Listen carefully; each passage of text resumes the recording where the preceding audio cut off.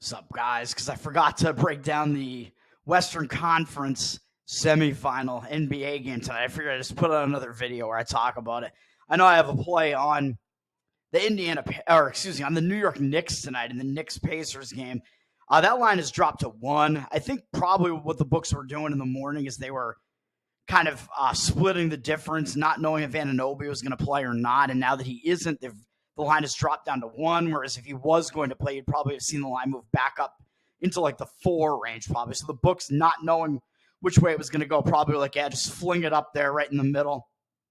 I wound up laying 2 on the Knicks, but it's down to 1. Hopefully, there's not that much of a difference between 1, 2, 2.5. Hopefully, it's really just a pick the winner situation. I still like the Knicks regardless. They got 62% of the cash right now and 55% of the tickets, so they're not very public, and more of the cash is still on the Knicks than the tickets, especially at that lower number. And as far as the total in that one, which I forgot to talk about this morning, I don't really have much of a read on the total there. It's a high total again, although not really high for a Pacers-Knicks game, but high. I keep saying high, and I don't mean on drugs. I mean high, like in the context of playoff games. Really, this one's down from 217.5 to 217 juice to the over. So not a lot of movement there. 77% of the tickets on the over. Not surprising that an over in a Pacers game is going to be public, but also 87% of the cash. So it does look like more of the cash is actually on the over. So I think there are some professional bettors who actually like the over in that one. I am not so sure about that because if you like the Knicks, I still think that just like it's been, I've said it all series basically, even though the Knicks did win game 2 the most easily and it was a high scoring game, I still think a Knicks win or cover is still correlated to an under. I think at some point the Knicks are going to have to try to slow the game down and play their style, play defense, and get the Pacers uncomfortable because the Pacers obviously want to speed it up and score and don't play defense. All right, and the Western Conference game, which I completely forgot to talk about this morning because I am an idiot. T-Wolves Nuggets. This is a 2-2 series. Both of these series are 2-2. And I know I keep saying that in 2-2 series in game 5, you tend to get like intense defense because basically the team that wins, it takes a 3-2 lead. Obviously, they have a much better chance to win the series because it's more likely they're going to win one of the last 2 than both of the last 2. So game 5 is big. It tends to be a defensive like battle, basically defensive intensity. I really don't love the under that much in the Pacers-Knicks game, though, just because I think it's dangerous to do it in a game with Anunoby out, which is going to affect the Knicks defense. And a Pacers game, you never really know. The Knicks have been trying to like just play up tempo with the Pacers. So I don't love it really in that game. And both those teams have, the Knicks have such a thin roster and the Pacers just don't play defense. So in that one, it's like hard to actually justify playing an under in that one. I do like the under in the T-Wolves Nuggets, though, which I think is actually probably the best way to play the T-Wolves Nuggets would be to play the under in this one. Although it's down from 207 to 206 juice to the under. So there is some play coming in on the under. I think some of the professional guys like the under. The books know that in a game 5 like this, in a 2-2 series, especially with 2 good defenses, like Minnesota, who I think have the number 1 defense basically by a lot of metrics in the NBA, and Denver, who's like a top 10 defense. You got 2 good defenses playing in this game. The books know that you're going to get defensive intensity in a game 5 with 2 very good defenses like this. I agree with that, but the books have hung a pretty low number on this. They hung the 207, They hung the 207, and in the first 2 games of the series, the games at Denver, I think the line was around 209 or 209.5, so this number's a little bit lower than that.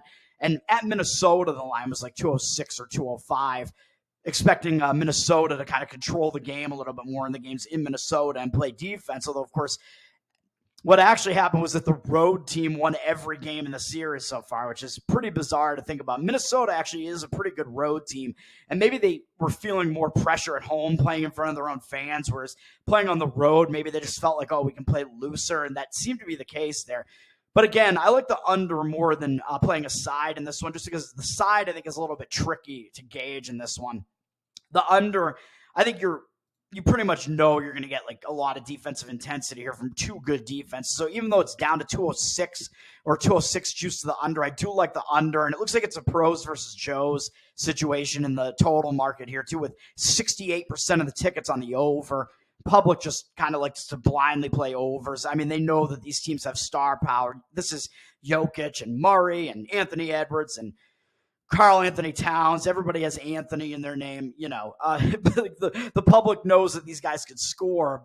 So they come in and play the over in most of these. And it looks like kind of a low-ish total, but the under has 55% of the cash. So some of the more professional guys, the bigger money is on the under. And I agree with that in this one, which again, I think is the best way to play this. As far as the side is concerned, you got the Nuggets open at 4.5, which is where they were, I think, in at least game one in the series. I think they were 4.5. And then in game two, I think they were down to 3.5. And I expected them to bounce back, and they didn't. It looks like they're down to 3.5 in this one, though, with 66% of the tickets on them and 66% of the cash. So I think it's kind of hard to gauge, although I think you can say the Nuggets are a little bit public because, I mean, the public does kind of play off of the most recent thing that they saw. The most recent thing tends to be public, so you always kind of get a bit of recency bias there. And Denver has won the last two games pretty convincingly, especially game 3 was a blowout. Game 4 was closer, but the Nuggets had a big lead in that game at various points, I think, and kind of let the lead slip a bit, but still wound up winning the game by 8. So the public back on the Nuggets train, man. I mean, they know how good the Nuggets are. They won the championship last year, and after a bad start to the series, it looks like the Nuggets are back. Now, I'm not sure which way to read this, actually, whether or not to agree with the public. I have seen less of the cash than the public amount of tickets on the Nuggets in this one at various points throughout the day, although now it looks like the amount of cash is the same as the number of tickets. But for the most part, I saw like less of the cash. So the read seemed to be, as far as the side, the market read seemed to be on the T-Wolves. Situation, I think it's difficult because if the T-Wolves were coming off of a blowout loss, which they were after game 3, then I would say, yeah, the T-Wolves are probably the right side to bounce back after such an embarrassing loss. They're going to have all the adjustments to make. But game 4, they came back. They got back into that game, and it was a lot closer of a result. So after that, I'm really not sure which way it's going to go. Like, is the experience finally, like, coming into play and becoming too much? Like, are the Nuggets finally proving why they're the better team? And is their experience finally becoming a factor and coming into play? And is the T-Wolves' youth and inexperience finally coming into play, and are they like having difficulty because of that now, like on this bigger stage? I don't know about that because they won the first 2 games in the series at Denver on the road, so it could be a situation where the T-Wolves just play looser on the road because it's like almost like a type of thing where it's like nobody's expecting us to win at this point. We have nothing to lose. So I do actually slightly lean to the T-Wolves in this one still for that reason, but I'm really not much of a lean there at all. As I mentioned in the comments, I didn't really have much of an opinion on this. I have a stronger opinion on the total, as I said, on the under. But, I mean, I think that's pretty much it. I mean, I could see arguments for both. I could also see arguments for, yeah, the Nuggets have just finally, like, flipped that switch after they got that scare, turned it on, and now the Nuggets are just showing that they're the better team. They're going to continue to do so. I could see arguments for that being the case, too. It remains to be seen. I think it'll be an entertaining game nonetheless. But that's going to do it, man. A little bonus content for you, bonus action, some side action there. It's going to do it for me, man. Hopefully this info is helpful to you. Peace out.